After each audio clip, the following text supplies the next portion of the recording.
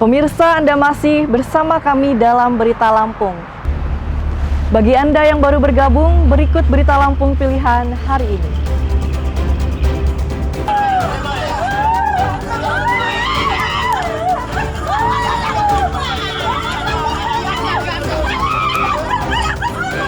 Penangkapan bandar narkoba di Tulang Bawang ricuh, keluarga tersangka menutup jalan mobil polisi dengan batu.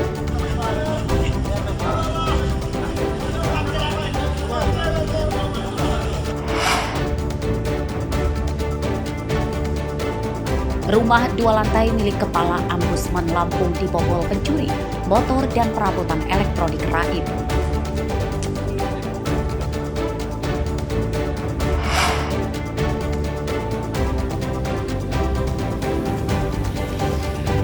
Jalan di 3 desa di Lampung Tengah rusak parah.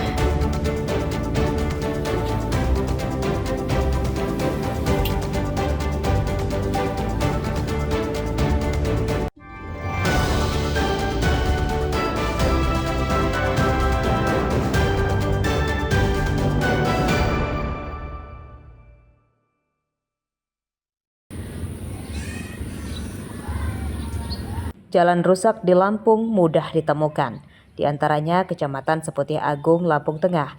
Jalan di 3 kampung yang bertetangga, yakni Kampung Muji Rahayu, Gayau Sakti, dan Candi Rejo rusak. Di sepanjang jalan dipenuhi lubang-lubang besar yang menganga. Saat cuaca panas, jalan menimbulkan debu tebal. Sedangkan saat hujan, jalan jadi becek dan berlumpur yang mirip sawah. Meski rusak parah, namun setiap hari jalan ramai dilewati kendaraan warga lokal dan luar daerah karena jalan ini menghubungkan ke jalan lintas Sumatera dan beberapa kecamatan lain. Itu. Udah tahun-tahunan Pak, nggak pernah dibenerin ini. Udah puluhan tahun ya? Iya. Kalau dia umpamanya musim hujan kayak gini gimana Pak? Parah Pak, nggak bisa ini. Susah mau jalan. Itu ya? Motor-motor pada jatuh Pak, licin soalnya. Banyak ya? Itu tiap hari kayak gitu, ada nggak kejadian-kejadian kayak gitu? Sering Pak. Sering itu ya? Iya. Pernah nggak kira-kira dari kabupaten gitu ngeliatin bantu-bantu untuk nguruk segala macam? Nggak pernah Pak. Ini swadaya dari mana nih? Yang nguruk-nguruk ini? Saudara? Dari partai apa kemarin? Oh, dari masyarakat gitu ya? Iya.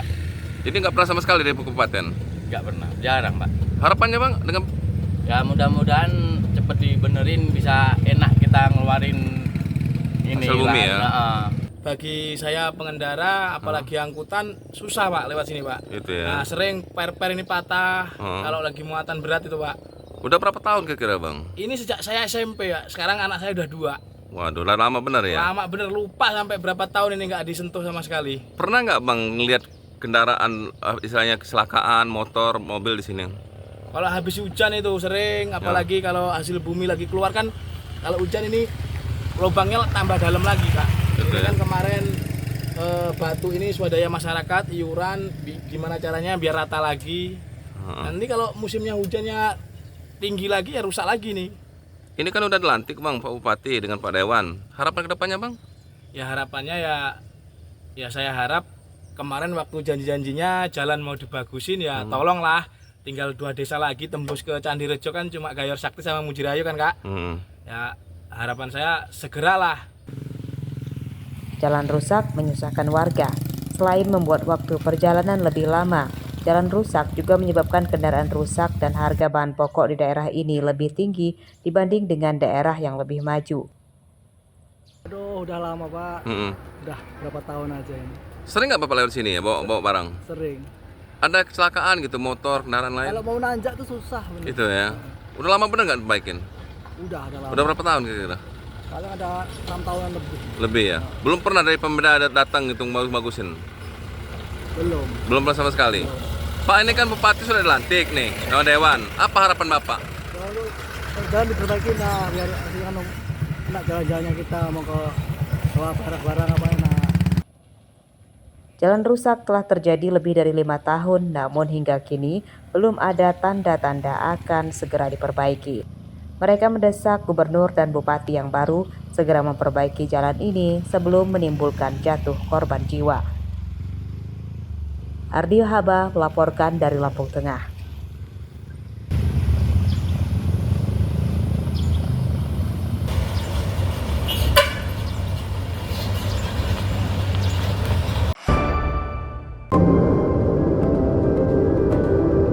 Di Bandar Lampung, rupanya ada sebuah pabrik tahu modern yang melegenda. Ya, pabrik tahu milik Supratikno ini berada di Kelurahan Jagabaya 3, Kecamatan Waihalim. Pabrik yang telah ada sejak tahun 1993 tersebut beroperasi selama 24 jam dengan melibatkan ratusan pekerja yang dibagi 3 shift. Setiap hari, pabrik ini mengolah hingga 3 ton kedelai untuk dibuat tahu, oncom, hingga toge atau cambah. Selain menjual tahu mentah, pabrik ini juga menjual tahu yang sudah dimasak. Namun sejak sepekan terakhir, pemilik pabrik mulai mengeluhkan tingginya harga kedelai impor yang jadi bahan baku utama pembuatan tahu. Harga kedelai yang semula Rp10.000 kini jadi Rp11.000 per kilogram. Meski harga kedelai naik, namun para produsen tidak menaikkan harga tahu karena khawatir pelanggan kabur. Mereka menyiasatinya dengan mengurangi ukuran tahu supaya tidak rugi. Permasalahannya cuma di kedelai itu. Karena sampai sekarang kan kita masih pakai Amerika, impor punya. Jadi kalau bisa ke depannya itu ya kita harus punya lahan kedelai sendiri gitu kan. Dalam sehari Pak, biasa kita produksi berapa banyak? Biasanya kita itu 24 jam itu 3 ton lebih. Tahu ini kita distribusikan kemana saja Pak? Seluruh Bandar Lampung, di luar Bandar Lampung ada tahu kita semua. Terus selain pasar juga, walaupun cuma di Bandar Lampung, di luar kota juga ada? Ya ada. Di sini selain tahu ada olahan apa aja? Di sini kita produksi oncom, terus tahu goreng juga ada. Di sini sudah berapa lama Bu? Sudah ada 30 tahun lah. Iya. Oke. Ini kita di sini kerjanya tugasnya bagian ngapain Bu? Bungkus ini, bungkus tahu. Oke, supaya apa Bu bungkus ini Bu? Nah, Supaya apa? supaya bentuk nih, kan bentuk kayak gini. Supaya bentuk. Dan bentuk. Kadang kalau lagi kerja gini apa sih Bu? Kendala atau ada kesulitan tidak? Nggak ada. Udah aja ya, lancar ya? Lancar. Para produsen tahu mendesak pemerintah segera menurunkan harga kedelai impor. Jika ini dibiarkan berlarut, bukan hal tidak mungkin banyak produsen tahu akan bangkrut. Jeffrey Arifin melaporkan dari Bandar Lampung.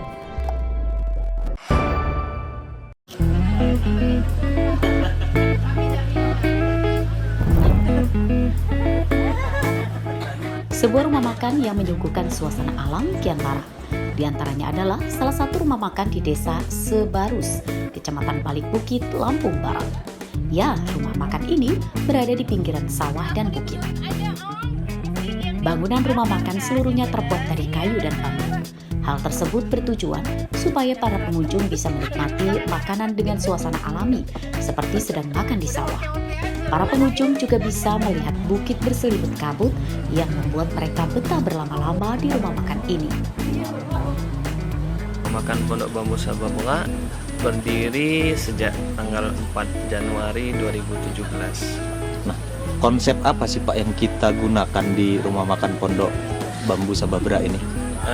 Konsepnya yang jelas untuk wisata alam, ya, persawahan, sekalian menikmati makanan dan juga alam sekitarnya. Kenapa kok Bapak milih konsep alam itu? Apa yang akan diberikan untuk konsumen kita di sini? Nuansanya yang jelas menikmati persawahan dan juga Gunung Sagi. Nah, apa yang menjadi menu andalan Pak di rumah makan Pondok Bambu Sababra ini Pak? Semuanya sih punya favoritnya masing-masing. Cuma yang paling bestseller biasanya ikan nila bakarnya yang kita olah fresh. TOP. Makanannya gimana rasa-rasanya? Enak. Enak-enak ya? Iya. Kenapa suasananya juga enak. Yang paling pasti buat makan sama keluarga ya, karena kan tempatnya itu lebar, terus bisa sambil ya nongki-nongki lah ya. Kalau menurut Mbak harganya gimana sih di sini? Worth it nggak? Worth it, banget. Nah, makanan apa yang paling Mbak favorit di tempat ini? Ya yang gue pesen dong, ikan bakar, goreng, sama terong gorengnya. Meski berada di pedesaan, namun rumah makan ini juga menyediakan menu makanan khas Lampung dan ala restoran mewah, seperti tulang ikan bau hingga ikan bakar yang dipanen langsung dari kolam. Rosandi melaporkan dari Lampung Barat.